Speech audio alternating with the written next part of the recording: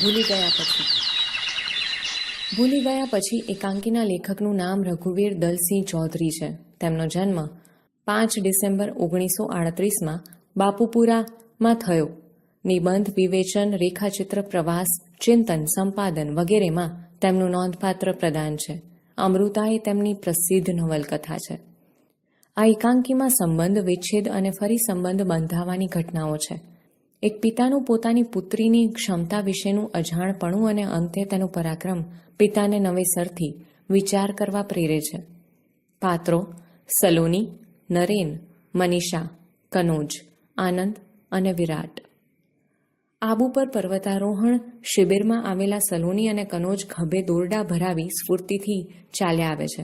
એમની વચ્ચે એક બાળપણના સ્નેહી નરેનને જોઈને મનીષા ભાષણ કરતા અટકી ગયેલી.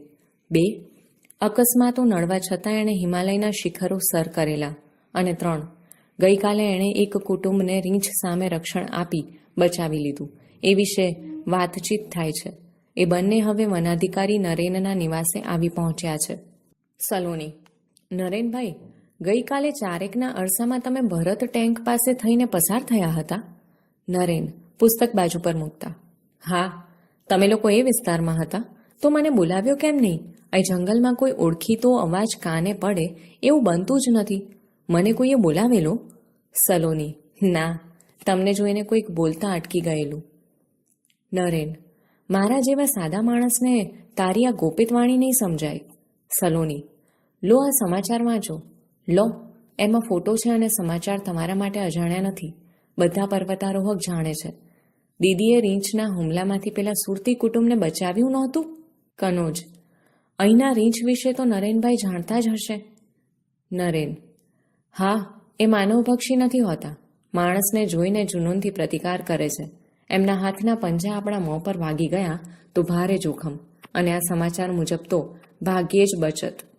8-10 વર્ષના 2 બાળકો સાથે નીકળનાર એ કુટુંબને ધન્ય છે. કનોજ: કદાચ રસ્તો ભૂલ્યા હશે અથવા અમારી ટુકડીને દૂરથી જોઈને ટૂંકો રસ્તો લીધો હશે. સલોની: એમને ખબર હતી કે અહીં કોચ તરીકે સેવાઓ આપતા બહેન સુરતના છે, મનીષા દેસાઈ. નરેન ધીમેથી: મનીષા?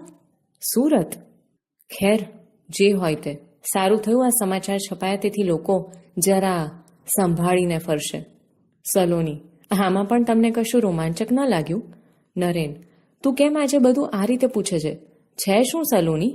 સલોની: એ જ કે હું પૂછું છું એ બધું એળે જાય છે. તમે આવા શુષ્ક ક્યારથી થઈ ગયા? મમ્મી તો કહેતી હતી કે મામાના નરેનભાઈ મોટા કવિ થશે. કહે છે કે નૈસર્ગિક સૌંદર્ય પાછળ તમે ગાંડા હતા, તેથી તો ફોરેસ્ટ ઓફિસરની તાલીમ લીધેલી. નરેન: એમાં તથ્ય હશે, પણ મારી રીતે કહું તો હું માનવ હૃદયના સૌંદર્ય પાછળ ગાંડો હતો. પ્રકૃતિ એની બાહ્ય છબી હતી, પણ જીવનમાં એક અણધારી ક્ષણ આવી, ઊંડો આઘાત કરી ગઈ. મૂળ વસ્તુ ગુમાવ્યા પછી એની બાહ્ય છબીનો, આ નૈસર્ગિક સૌંદર્યનો પણ એટલો મહિમા ન રહ્યો. હવે માત્ર નોકરી કરું છું, અલબત્ત નિષ્ઠાથી.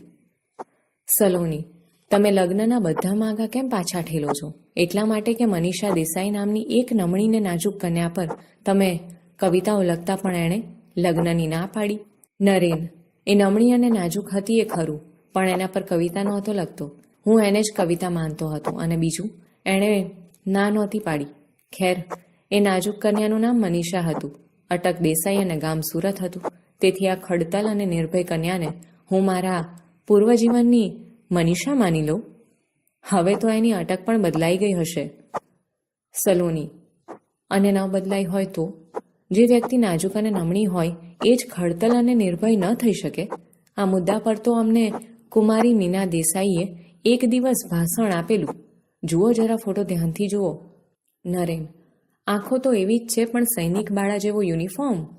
ના ના સલોની, એ ન હોય. સલોની: તમે આ ફોટા સાથે તમારી કલ્પના મૂર્તિને સરખાવો છો કે મૂળ વસ્તુને, મનીષા દેસાઈને? નરેન: એ મનીષાનું આવું રૂપાંતર? મારે અભિનંદન આપવા આવવું જોઈએ જો ખાતરી થાય કે. સલોની: પ્રયત્ન કરી જોઈએ, મનીષા બહેનને ખ્યાલ ના આવે એ રીતે. નરેન: કનોજ, તું આનંદને અહીં મોકલશે? હું પછી એની સાથે કેમ્પ પર આવી જઈશ. સલોની: ચાલો વરંડામાં બેસીએ. સૂર્યનો પ્રકાશ છે ત્યાં સુધીમાં આ તમારા બંગલાના ફૂલછોડની શોભા જોઈએ.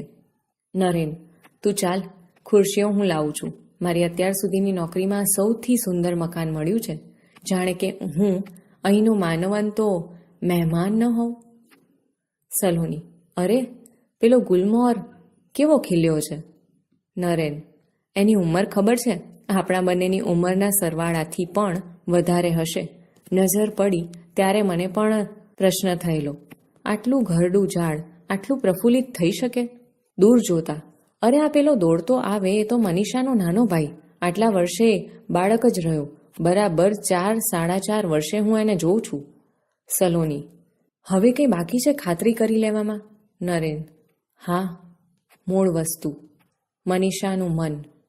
સલોની, તમને દૂરથી જોતા જ જેની વાણી ખોવાઈ ગયેલી, તેના મન વિશે બાતમી આપનાર મારાથી ચડિયાતું તમને મળવાનું નથી.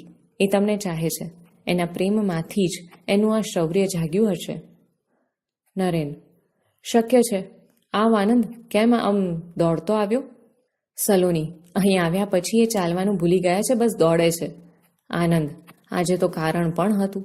કનોજે કહ્યું કે મને અહીં બોલાવ્યો છે. તમને મળીને પાછું બસ સ્ટેન્ડે જવું છે. તાર હતો, પપ્પા આવવાના છે. હું અને દીદી એમને લેવા જતા હતા ત્યાં કનોજે અમારી કાર રોકી અને એ મારી જગાએ ગયો. નરેન, પણ તારા પપ્પા આમ એકાએક? આનંદ, હા, મનીષાના પરાક્રમ વિશે છાપામાં વાંચ્યું હશે. અભિનંદન આપવા પધારતા હશે. નરેન, મનીષા કોણ? આનંદ, તમે પૂછો છો મનીષા કોણ? એની હાજરીમાં આવો પ્રશ્ન ન કરતા, નહીં તો એ આત્મહત્યા કરશે. નરેન, અત્યાર સુધી જીવી છે તો હવે કદાપી એવું ન કરે. આનંદ, દીદીનું ભલું પૂછવો. અહીંના ઊંચામાં ઊંચા શિખર પર જઈને કૂદે. જેને કાજે આવું આકરું તપ કરીને સિદ્ધિ મેળવી, એ પૂછે છે કે મનીષા કોણ તો પછી? નરેન, ખરેખર?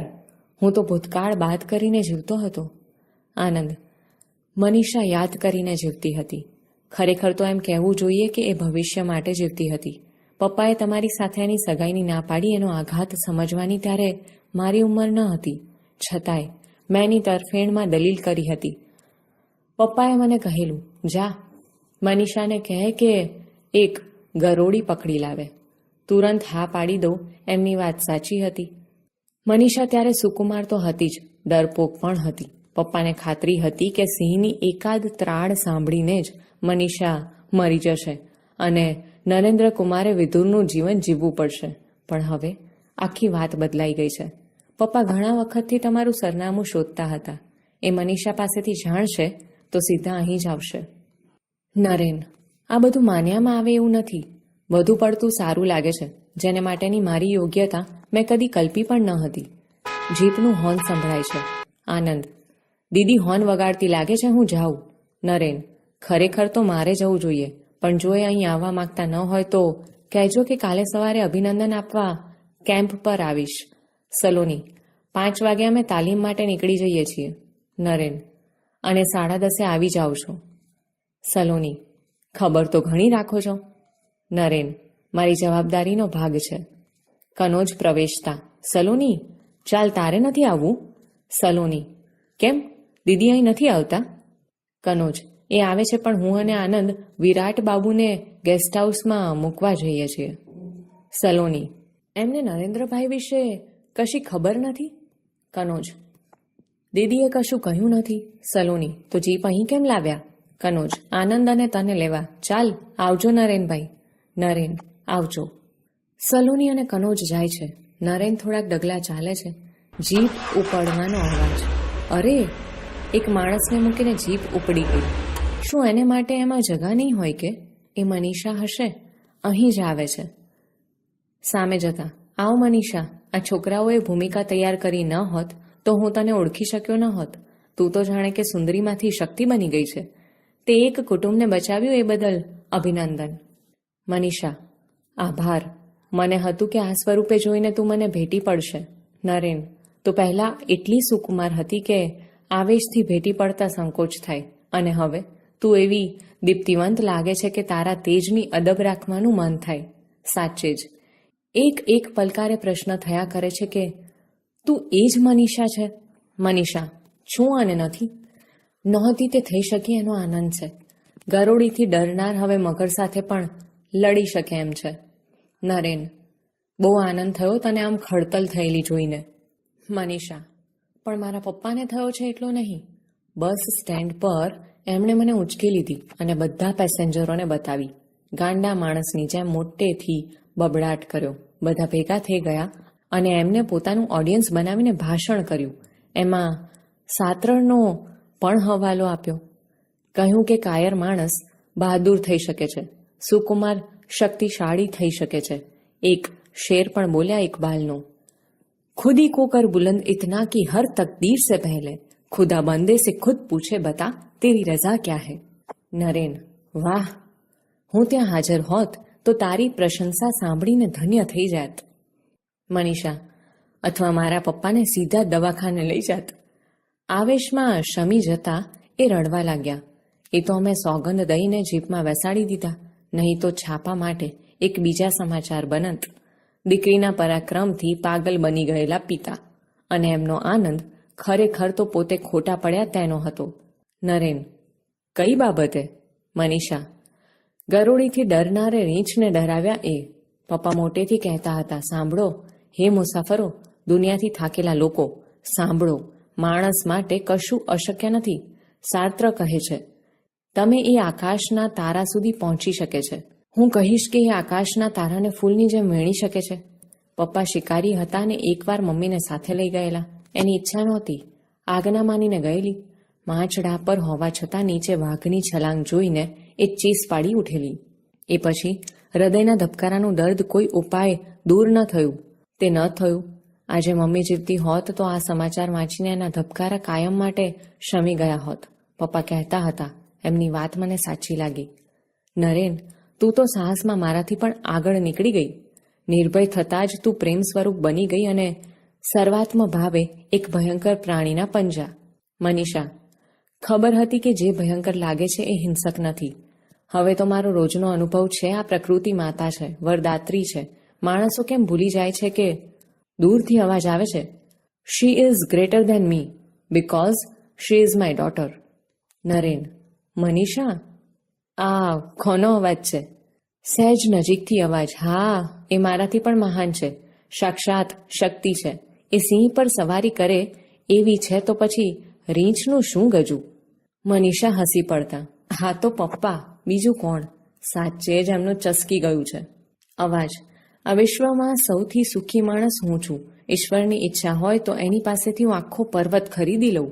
વિરાટ: નો નેવર, હું કંઈ યુધિષ્ઠિર નથી.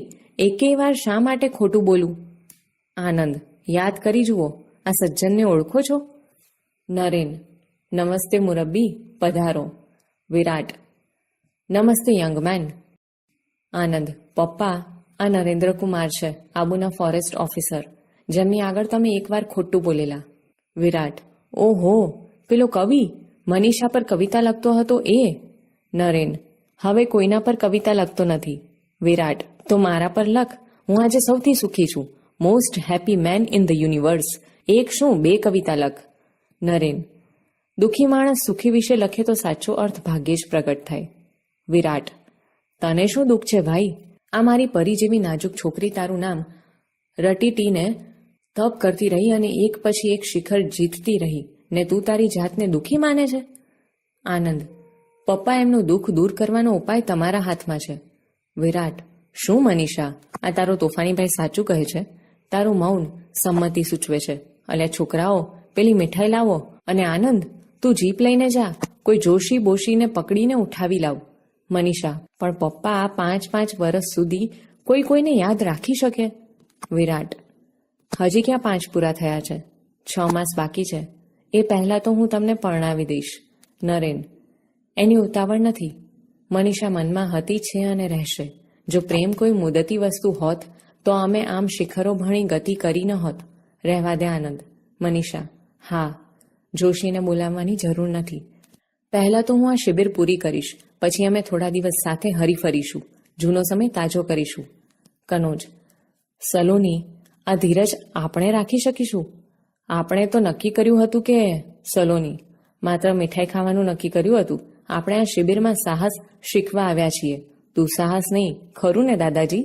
વિરાટ: yes, there is a point. મારી દીકરી તમને બધું બરોબર શીખવી રહી છે. મારા આશીર્વાદ છે. તમે લોકો બહાદુર જ નહીં, બુદ્ધિશાળી પણ બનશો. અને તમારા પ્રેમમાંથી જ શૌર્ય જાગશે. લો આ મીઠાઈ, આશીર્વાદના ભાગરૂપે ખાઓ અને ખવડાવો, ગાઓ અને ગવડાવો. તમારા ભવિષ્યમાં પ્રેમ શૌર્ય અંકથી ધ્વજ ફરકાવો. બધા એકમેકને મીઠાઈ ખવડાવે છે. વિરાટ બાબુ ગાય છે: ધ્વજ પ્રકાશ છે ઝળહળ કસુંબી, પ્રેમ શૌર્ય અંકિત.